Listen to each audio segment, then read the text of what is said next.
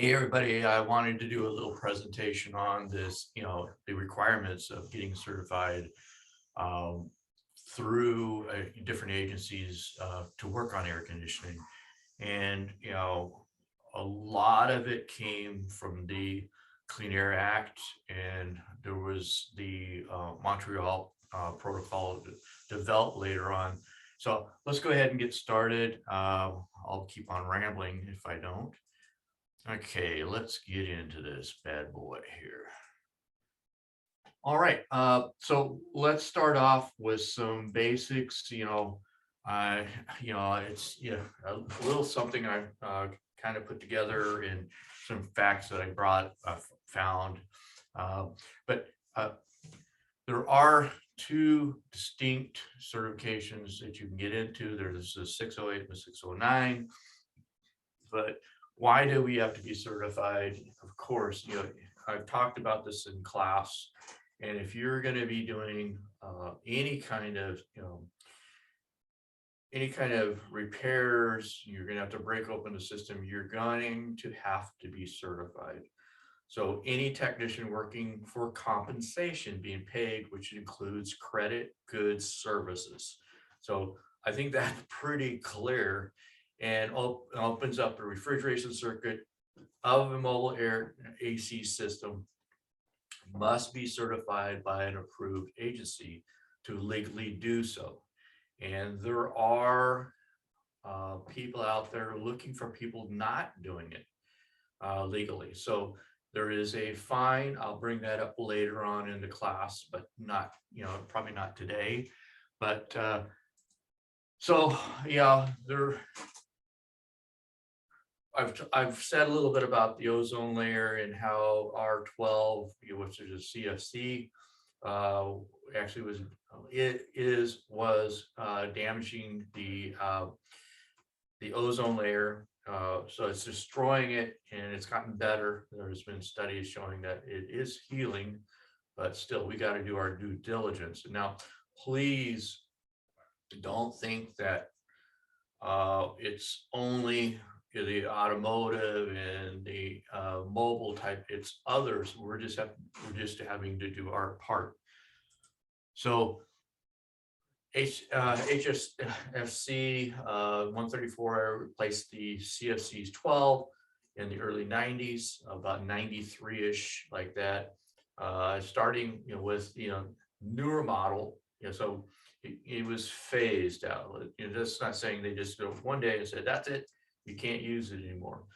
It was actually phased out and started in 92, it went into 95. And this is for the new model year cars. So it replaced the CFC 12. There was some retrofitting going on. If you did it right, it wasn't so bad. But if you did it incorrectly, it just did not perform properly. So this is on vehicles sold in the US. It's not just California, but it's throughout the US. So CFC is not an ozone depleting refrigerant, but the CFC 12 is a potential, not like the R12, but it is a potential greenhouse gas that contributes to the climate change. So it's better on the ozone, but it's not a good deal on the actual climate change. So this was something that was thought about, and then they brought in, and this is a nice little chart here. So this kind of gives you the global warming potential, and you can see how bad R12 is, but it's also an ozone depleting. So there was something had to be done. Let's put it that way. And then the HFC, which is the R134A, it does have a global potential, but no ozone depleting. Whereas the 152, it's got it, but it's not as bad as the 134. But the one that they're looking at right now, and it's actually on cars right now, is the HF, which is the R1234YF. And look how low that is compared to the other one so far. The only one that kind of beats that out is our R744, which is CO2. But the CO2 really has a huge It has to be in a pretty high pressure for it to work properly. And that's the issue we have with that. Now, serving future AC systems, there's concerns about environmental continues to spur changes in the type and the amount of refrigerant used in the mobile air conditioning systems. When like that first chart showed, when you're in 608, there is concerns with this kind of stationary, different kind of units and stuff like that, but we're really going to just focus on the mobile air conditioners like that. So EPA has what they call a significant new alternate policy, which is the SNAP program. I'll take you over to that later in the class, but right now I just want to kind of identify that there is a protocol, there is something in place. It's not just, hey, we'll start using this gas. It has to go through a procedure. And the SNAP program actually identifies alternates that can pose lower overall risk to human health and the environment. That's what's really important. Now, the SNAP, I think I have a slide on the very, very end here. And this, presentation might be a two-parter because it's quite a bit of information I need to bring out to you. So under SNAP, EPA has listed 3 local warming potential refrigerants as acceptable for the mobile air conditioning subject to use and conditions. None of the alternate deplete the ozone layer and all significant, a lot lower on that climate change part of it. So CFC 12 is, it does impact, so does the 134A. So this is why they're phasing into a different type of refrigerant. So the R1234YF is considered acceptable, but it's subject to conditions, and it is already being pushed into cars, as has been since back in the 90s when we were in early 2000s, and we've slowly brought it in because 134A will eventually be phased out. So there is conditions always with all the different refrigerants. So that's what I want to bring up to you to make sure you know that they're not forever. There are conditions, there's laws put into place about these different types of gases. And really the big part started off with the original, Montreal Protocol, which was really, it's been back in the 80s, maybe even the 70s when it first came about. So I'll get more into that as we go along. So it's listed under the SNAP program, the R1234YF. There is a use condition. There in any manufacturers, conducts failure. They have to do failure modes, what to do if something happens, what is their procedure. So you definitely want to make sure you know about that also. CO2, which is probably the biggest one of all, but it does have issues. It has to be under extreme pressures, and this operating pressure is about 5 to 10 times higher than 134A. So you can imagine if we're running pressures at, let's say, 200 PSI on our high side, we're up into 2000 PSI pressure. We're really getting up to, where it could do some harm. So you have to have, specialized equipment to handle this too. So just, these are the things that we have to take in consideration when we start looking at this, okay? So there is the 152A, it's flammable, and depending on the documentation you read, 123YF is flammable too. My understanding is it has to have some kind of flame to make it flammable, which, hey, you look at it, now we have, we're routing pretty close to different parts of the car, like the exhaust and stuff like that. So that's, that is a big concern. I'm not saying it's going to happen, but it is a big concern.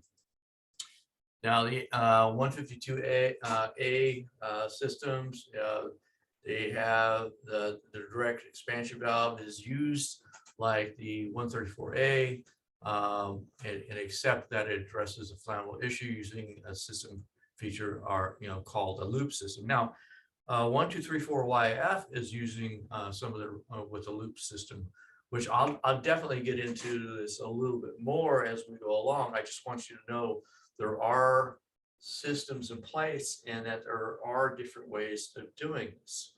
So stay tuned and we'll get into the loop systems, and they're almost like a chiller type thing that they have, that you actually it's really interesting how they did it, and I really want to spend some time on that, so I'm not going to go over that too much right now. But new service equipment procedures and training would be required for technicians to use the 152, and there is training for the 123YF, which we'll be getting into as we go along too. So EPA is not required to use the EPA is not requiring the use of 123YF HFC well, they are 152A CO2 or any alternates for the mobile vehicle air conditioning systems. The automotive manufacturer is the one that's is required to use an acceptable and it's in use. So the manufacturer can say, okay, we're going to use CO2, which there again, it's something we really need to think about. And when we're servicing, we need to really be looking at those labels. We've talked about labels before, but we're going to get deeper into what the importance of those labels are. So flammable refrigerants, EPA must specifically approve the use of a new refrigerant in the mobile air conditioning. So they have to approve it. And the use of flammable refrigerants, including hydrocarbons, is legal unless specifically approved under the SNAP program. It's considered as illegal, not legal, but illegal. So it has to be approved before it can actually go through. Right now, as we speak, the R123YF and also the R152A are two that have been approved like that. And here's a nice little picture of the website. It's actually been updated. I'm going to actually get some new pictures of it. This is something I put together a few years ago with the help of some of the Mac stuff that I have also. So 609. So these are the different certifications that are out there. The 609, which is mobile, the mobile vehicle air conditioning systems, for service and repair. So again, if you open up the refrigerant systems, you are required to have certification. You're doing that for compensation. You're doing it, just for your own stuff. They really haven't pushed that yet. But if you're doing something for somebody and they're buying you a steak or they're giving you a little bit of cash, there again, it's considered illegal if you're not certified. Now, there is another type of certification, which I encourage a lot of you to get, is the 608. Now, there's different levels on the 608 because it's for specific needs, like the 608 type 1, which you can actually, get all these together. But I just want to point them out, the small appliances. Also, the 608 type 2, which is high pressure appliances, and except for small, appliances in the, you know, the mobile vehicle air conditioning systems, which will get, if you go into, the transportation refrigeration and stuff like that, then we need to get, talk about that also. Um, in the 608 type 3 was a low pressure appliances. And then if you want to pretty much cover everything, you can get the type 4, which is the universal, except for getting into 609. So that's totally different. We are not talking about that. So the 609, for our sake, and I encourage you to get your 609 as soon as possible. You can also have mobile, like the farm equipment, off-road stuff, 608 or 609, and buses and other vehicles using I think this R22 is pretty much phased out too as refrigerant, or cargo refrigeration equipment. They have to have a 608 type 2. So if you're doing transportation refrigeration, you have to have a 608 type 2. So all about, all this side. So yeah, I look at it this way, folks. And if it cools you, it's pretty much covers under 609. If it cools a product, it's going to be a 609 in whatever subcategory. So if we're working on transportation refrigeration, you really need to start thinking about 608 type 2.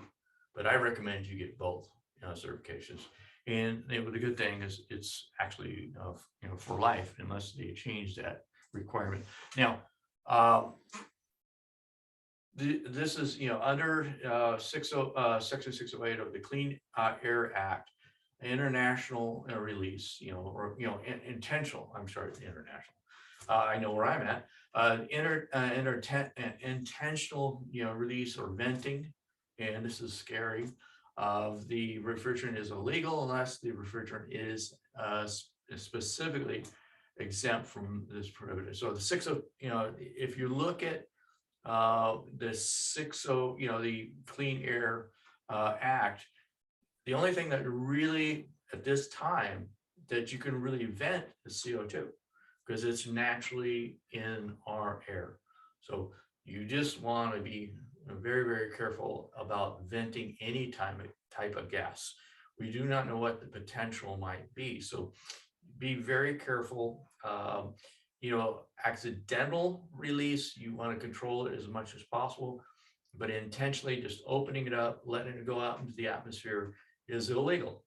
And the sad part is, it's back in the when I started off, that was pretty much, if you were going to work on an AC system, and this is where before they had the refrigeration machines and stuff, but you wanted to repair something, change a compressor, change a hose. Usually when the hose blew, you had a problem. But like a compressor, then you vented it, and then you later on you evacuated it out and put new refrigerant in, and that was the repair. Nowadays, this is totally illegal, and it probably should have been illegal from the get-go. All right, so at this point, folks, I'm going to stop because I'm going to cut another video, and I just wanted to go over the 608, 609 starting point, and then we're going to be covering a little more about DI, kind of do-it-yourself repairs and stuff.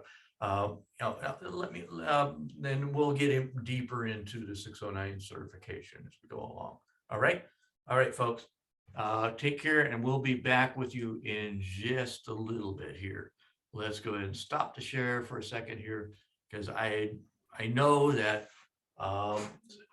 with this, it has to absorb a little bit too. Plus, if you're sitting a long time and you're going to start the seat, what is it, the knowledge you get in is only as good as how long you have to sit and stuff like that. So that's an old thing.